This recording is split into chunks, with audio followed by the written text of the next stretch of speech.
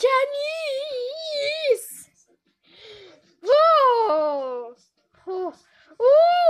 Și stă de asta. Doamne, ce plâns are asta, mă omor acum. Mi-a prins capul de dulap. Frate, cum să merge pe aici, că nu mai pot. Ce se întâmplă? Ce se întâmplă aici?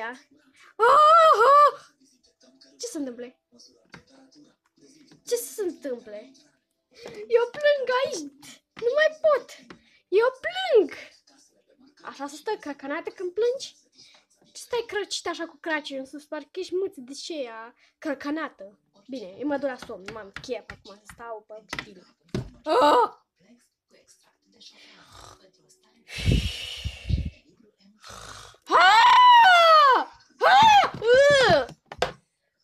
S-a dărbat aia.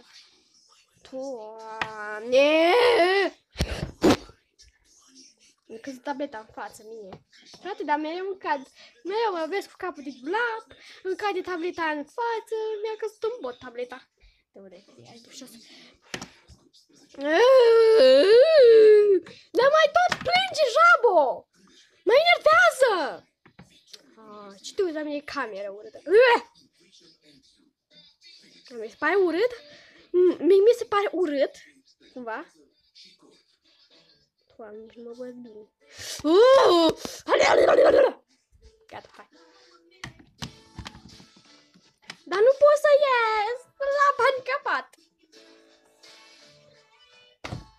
Așa, bă, cum mănânc aici, așa. În sfârșit a trecut. Bă, Leo, trebuie să aștept copiii până să vin de la școală. Păi, dar nu știu să deschid o ușă. Dar nu pot să deschid ușa! Staci odată, că nu vezi că dorm aici! Dar taci tu!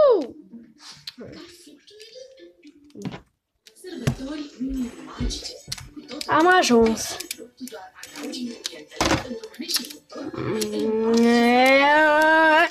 Tigaia, mătii.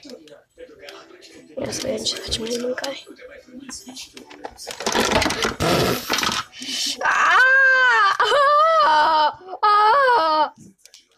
Ce păram și-o în cap ciufulită-s. Ciufulită în cap. Uite ciufulită-s. Așa o să arate eu în poze. Ciufulită. Bun. Ia să iau tigaia de pe jos.